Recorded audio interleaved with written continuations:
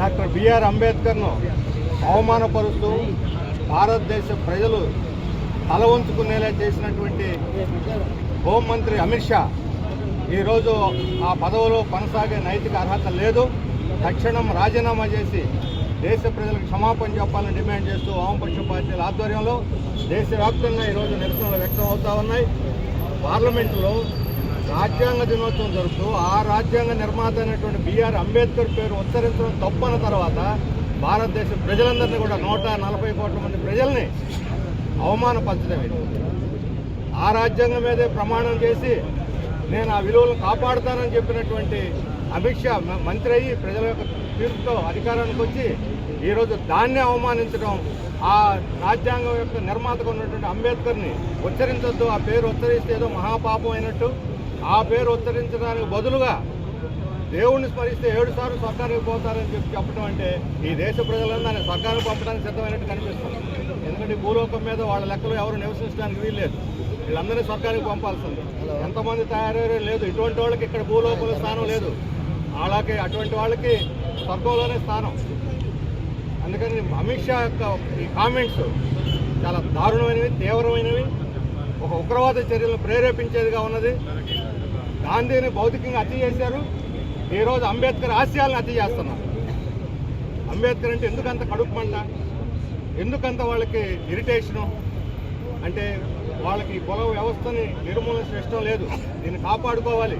సనాతన ధర్మం పేరుతోటి, హిందుత్వ పేరుతోటి కుల వ్యవస్థకి ఎక్కడ లేని గౌరవాన్ని ఆపాదించి ఈ కుల వ్యవస్థను కొనసాగించాలి అని చెప్పినటువంటి పద్ధతిలో దేశం అంతా వాళ్ళు ప్రచారం చేస్తున్నారు.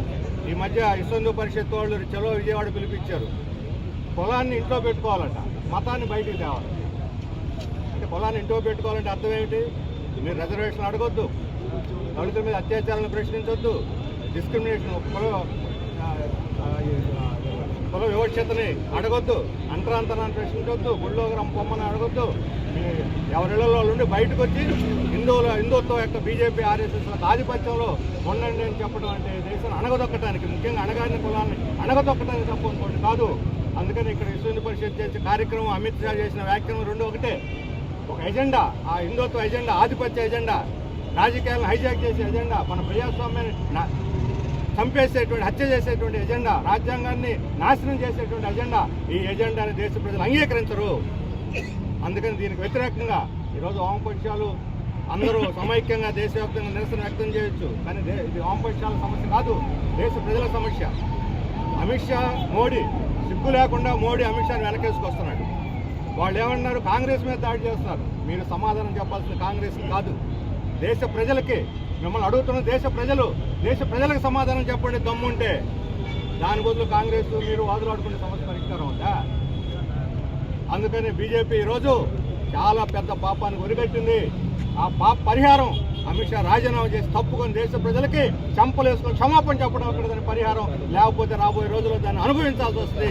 ఈ ప్రజలు కన్నెర చేస్తే ఒక్క క్షణం కూడా వాళ్ళు అధికారంలో ఉండలేరు. మొన్న ఎన్నికల్లో సాగు దెబ్బతీశారు, ఈసారి పైకి లేకుండా దెబ్బ కొడతారు ఇదే వైఖరి కొనసాగితే. అందుకని తక్షణం క్షమాపణ చెప్పి తప్పుకోవాలని దేశ ప్రజలందరూ కోరుతున్నారు. దాని మీద ప్రజలు కూడా ఈరోజు ఈ ఉద్యమానికి మద్దతు ఇవ్వాలని ప్రజలందరూ కూడా మేము విజ్ఞప్తి చేస్తున్నాం.